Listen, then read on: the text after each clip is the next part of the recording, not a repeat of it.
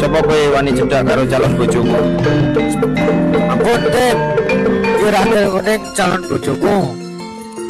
Aja kurang ajar kowe.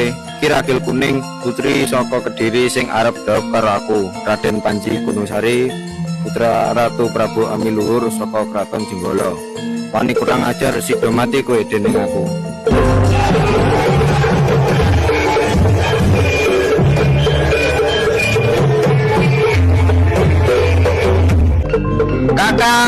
Kakang Raden Panji Asmara bangun, pranyata panjenengan Kang Mas.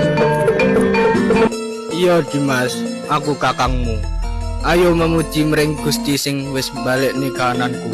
Saka lali sak kabeh samubarang dadi wulya lemah jati. Inggih Kang Mas, monggo kula dherekaken kundur dhateng Kraton Kediri. Garwa panjenengan Mbak Ayu Dewi Kelu Candra Kirana lagi nandhang gerah rantos karawuhan panjenengan Kang Mas. Sabanjure Raden Panji